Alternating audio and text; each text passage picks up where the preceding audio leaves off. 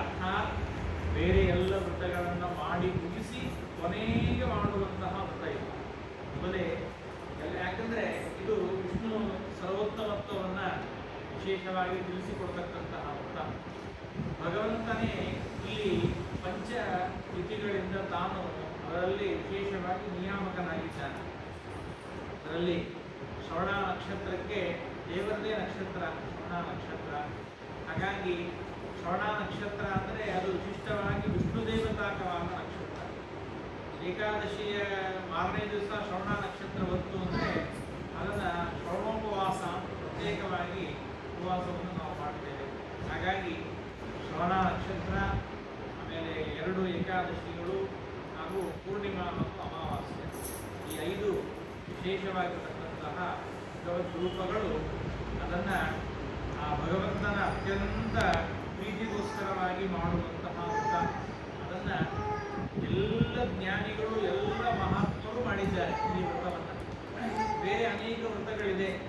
ಭೀಷ್ಮ ಪಂಚಕ ಆ ವ್ರತವೂ ಕೂಡ ಇದೆ. ಭೀಷ್ಮ ಪಂಚಕ ವ್ರತ ಇದೆ.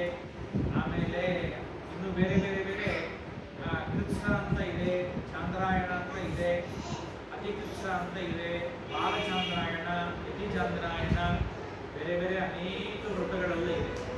ಆದರೆ ಎಲ್ಲ ವ್ರತಗಳಾದ ಮೇಲೆ ಕೊನೆಗೆ ಮಾಡುವಂತಹ ವ್ರತ ಅಂದರೆ ಅದು ವಿಷ್ಣು ಪಂಚಕ ವ್ರತ ಅಂತ ಹೇಳ್ತಾರೆ. ಒಮ್ಮೆ ಈ ವಿಷ್ಣು ಪಂಚಕ ವ್ರತವನ್ನು ಮಾಡಲಿಕ್ಕೆ ಶುರು ಮಾಡಿದ್ರು ಅಂದರೆ ಅದು ಇಡೀ ಜೀವನ ಪರ್ಯಂತ ಅದನ್ನೇ ಮಾಡ್ತಾ ಹೋಗ್ಬೇಕು, ಅದನ್ನೇ ಮಾಡ್ಕೊಂಡು ಹೋಗ್ಬೇಕು. ಹಾಗೆ ನಾವು ಕೇಳ್ತೇವೆ, ಸತ್ಯೇಷ್ಟ ತೀರ್ಥರು ಅಂತ ನಮ್ಮ ಶ್ರೀಮಠದ ಪರಂಪರೆಯಲ್ಲಿ ಬರ್ತಾರೆ. ದೊಡ್ಡ ಜ್ಞಾನಿಗಳು ಸತ್ಯೇಷ್ಟ ತೀರ್ಥರು ಅಂತ. ಅವರ ಕಾಲಕ್ಕೆ ಅವರು ತಮ್ಮ ಪೂರ್ವಾಶ್ರಮದಲ್ಲೂ ಕೂಡ ಅವರು ಬಹಳ ದಿವಸ ಆಶ್ರಮ ತೆಗೆದುಕೊಂಡಾದ ಮೇಲೆ ಬಹಳ ದಿವಸ ಇದ್ದವರಲ್ಲ. ಕೇವಲ 11 ತಿಂಗಳು ಅಷ್ಟೇ. ಅವರು ಅತ್ತಿಮತ್ತೂರು ಆಚಾರ್ಯರು, ನರಸಿಂಹಾಚಾರ್ಯ, ಅತ್ತಿಮತ್ತೂರು ನರಸಿಂಹಾಚಾರ್ಯ ಅಂತ ಒಂದು ದೊಡ್ಡ ವಿದ್ವಾಂಸರು. ಅವರು ತಮ್ಮ ಇಡೀ ಜೀವನದಲ್ಲಿ ವಿಷ್ಣು ಪಂಚಕ ವ್ರತವನ್ನು ಮಾಡಿದ್ದಾರೆ. ಪೂರ್ಣವಾಗಿ ಇಡೀ ಜೀವನದಲ್ಲೇನೆ ಒಂದು ವರ್ಷವೂ ಬಿಡದೇನೆ ಸಮಗ್ರವಾಗಿ ವಿಷ್ಣು ಪಂಚಕ ವ್ರತವನ್ನು ಮಾಡಿದ್ದಾರೆ. ಅದರ ಜೊತೆಗೆ ಒಂದು ತಾವು ಪೂರ್ವಾಶ್ರಮದಲ್ಲಿ ಇದ್ದು ತಾವೇನು ವಾಕ್ಯಾರ್ಥಗಳನ್ನು ಮಾಡಿ ಮತ್ತೆ ಬಂದಿರುವಂತಹ ಏನು ಸಂಪಾದನೆ ಇತ್ತು ಅದನ್ನೆಲ್ಲ ಸೇರಿಸಿ ಒಂದು ಪ್ರತಿ ವರ್ಷ ಶ್ರಾವಣ ಮಾಸದಲ್ಲಿ ಶಾವಿಗೆ ಪಾಯಸ ರಾಮದೇವರಿಗೆ ಬಳಸೋದಕ್ಕಾಗಿ ಶಾವಿಗೆ ಪಾಯಸ ಮಾಡ್ತಾರೆ. ಆ ಶಾವಿಗೆ ಪಾಯಸವನ್ನು ಇಟ್ಟು ನೈವೇದ್ಯ ಮಾಡೋದಕ್ಕಾಗಿ ಒಂದು ಬಂಗಾರದ ಬಟ್ಟಲು ಮಾಡಿಸಿದ್ದಾರೆ. ಅದರ ಮೇಲೆ ಆ ಬಟ್ಟಲ ಮೇಲೆ ಬರೆದಿದ್ದಾರೆ. ಹಾಗಾಗಿ ಅಂತಹ ಉತ್ತಮ ಜ್ಞಾನಿಗಳು ಅನೇಕ ಜನ ಈ ವ್ರತಗಳನ್ನು ಮಾಡಿದ್ದಾರೆ. ಮುಖ್ಯವಾಗಿ ಈ ಸಂದರ್ಭದಲ್ಲಿ ನಾವು ಅನುಸಂಧಾನವನ್ನು ಮಾಡಬೇಕಾದ ವಿಚಾರವೇನು ಅಂದರೆ ಪರಮಾತ್ಮ ಸಮಗ್ರವಾದ ಅನಂತವಾದ ಜ್ಞಾನರೂಪಿಯಾಗಿದ್ದಾನೆ ಭಗವಂತ, ಮತ್ತು ಅದೇ ರೀತಿಯಾಗಿ ಆನಂದ ರೂಪನಾಗಿದ್ದಾನೆ. ವಿಷ್ಣು ಎಂಬತಕ್ಕಂತಹ ಶಬ್ದದ ಅರ್ಥವೇ ನಮಗೆ ತಿಳಿಸಿಕೊಡ್ತಾ ಇದೆ. ಜ್ಞಾನ ಹಾಗೂ ಆನಂದ ಇವುಗಳಿಂದ ಪರಿಪೂರ್ಣನಾದ ಅನಂತ ಸ್ವಾಮಿಯಾಗಿರತಕ್ಕಂಥ ಪರಮಾತ್ಮ ಎಂಬುದಾಗಿ ನಾವು ಚಿಂತನೆಯನ್ನು ಮಾಡಬೇಕು.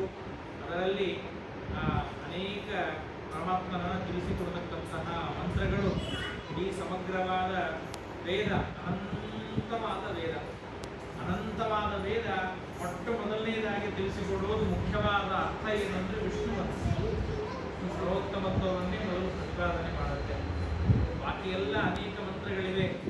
ಇಂದ್ರ ದೇವತಾಕವಾದ ಮಂತ್ರ ಇದೆ, ಅಗ್ನಿ ದೇವತಾಕವಾದ ಮಂತ್ರ ಇದೆ, ಯಮ, ಗರುಡತಿ, ಪ್ರಜಾಪತಿ ಮೊದಲಾದ ಎಲ್ಲ ಮಂತ್ರಗಳಿದೆ. ಆದರೆ ಎಲ್ಲ ಮಂತ್ರಗಳೂ ಕೂಡ ಮುಖ್ಯವಾಗಿ ತಿಳಿಸಿಕೊಡುವುದು ಯಾರು? ಮುಖ್ಯವಾಗಿ ಆ ವಿಷ್ಣುವನ್ನೇ.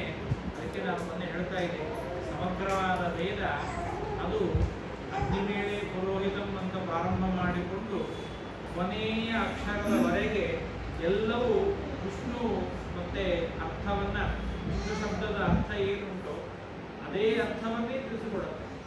ಅನಂತವಾದ ವೇದ ಅದೇ ಐತರೆ ಶಬ್ದ ಅದೇ ಬರುತ್ತೆ.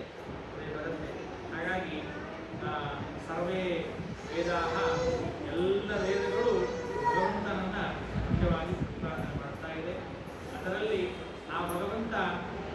ಸರ್ವಜ್ಞನಾದ ದೇವರು, ಸರ್ವೋತ್ತಮನಾದ ಭಗವಂತ ಅವನು ಅಲ್ಲಿ ನಿಂತು ತಾನೇ ನಾವು ಮಾಡುವಂತಹ ಈ ಪೂಜೆಯನ್ನು ಸ್ವೀಕಾರ ಮಾಡ್ತಾ ಇದ್ದಾನೆ ಭಗವಂತ.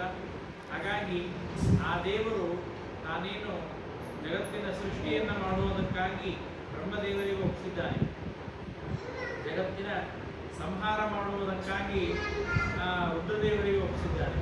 ರುದ್ರದೇವರ ಅಂತರ್ಯಾಮಿಯಾಗಿ ತಾನು ಬ್ರಹ್ಮಣಿ ಬ್ರಹ್ಮರೂಪೋಸು ಶಿವರೂಪಿ ಶಿವೇ ಸ್ಥಿತ.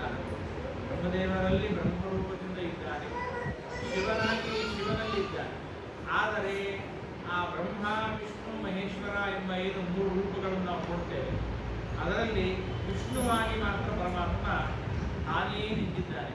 ಅಂದರೆ ಸೃಷ್ಟಿಯನ್ನು ಮಾಡುವುದಕ್ಕಾಗಿ ಒಬ್ಬ ದೇವತೆ ಬ್ರಹ್ಮದೇವರು, ಬ್ರಹ್ಮದೇವರು ಸೃಷ್ಟಿಯನ್ನು ಮಾಡ್ತಾರೆ.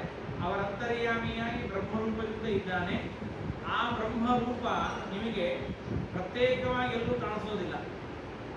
ನಿಮಗೆ ಕೃಷ್ಣ, ರಾಮ, ಹಯಗ್ರೀವ, ನರಸಿಂಹ, ಧನ್ವಂತರಿ ಎಂಬುದಾಗಿ ಏನು ಭಗವಂತನ ರೂಪವನ್ನು ನೋಡ್ತೇವೆ, ಹಾಗೆ ಬ್ರಹ್ಮದೇವರ ಅಂತರ್ಯಾಮಿಯಾದ ಭಗವಂತನ ರೂಪ ಬ್ರಹ್ಮದೇವರ ವ್ಯತಿರಿಕ್ತವಾಗಿ ಎಲ್ಲೂ ಕಾಣಿಸೋದಿಲ್ಲ. ಬ್ರಹ್ಮದೇವರ ಒಳಗೇನೇ ಇದ್ದಾನೆ.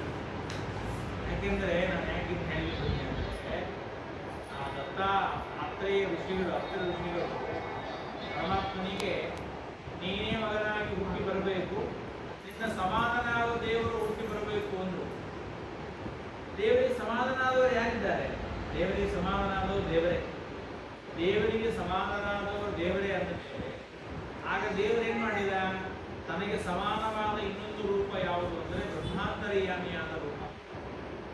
ಅದಕ್ಕಾಗಿ ಬ್ರಹ್ಮದೇವರೇ ಅಷ್ಟಋಷಿಗಳ ಮಗನಾಗಿ ಹುಟ್ಟಬೇಕಾಯಿತು. ಹುಟ್ಟಬೇಕಾದ್ರೆ ಬ್ರಹ್ಮದೇವರಿಗೆ ಅವತಾರ ಇಲ್ಲ. ಅದಕ್ಕಾಗಿ ಏನು ಮಾಡಿದರು? ಬ್ರಹ್ಮದೇವರು ಚಂದ್ರನೊಳಗಡೆ ಇದ್ದು ಹುಟ್ಟಿದರು.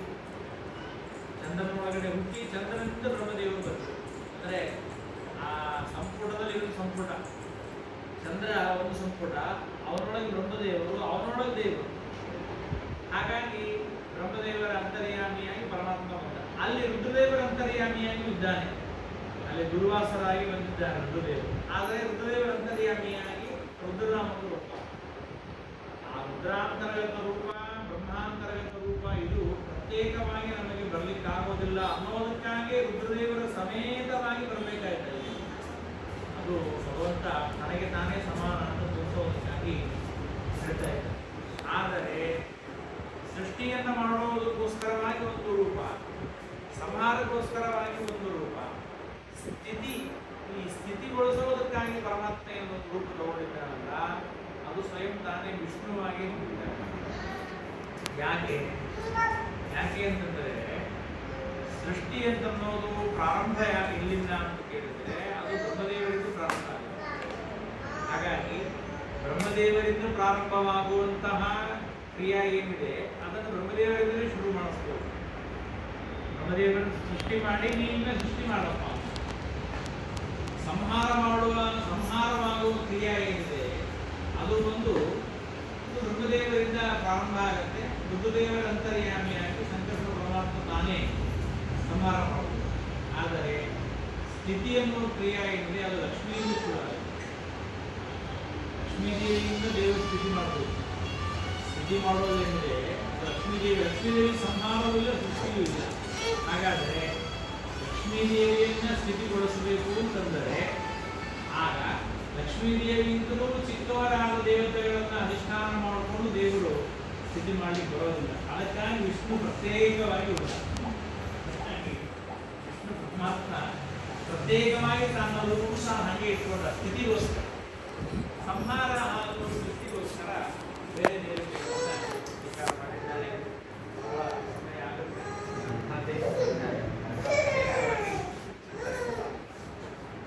ಓಂ ಸ್ವಸ್ತಿ ಅಖಿಲಾಂಡ ಕೋಟಿ ಬ್ರಹ್ಮಾಂಡ ನಾಯಕ ದೇವೋತ್ತಮ ದೇವತಾ ಸಾರ್ವಭೌಮ ಸಕಲ ಭಗವಂತನನ್ನು ಭಾರತೀಯ ಮುಖ್ಯ ಪ್ರಮಾಣದ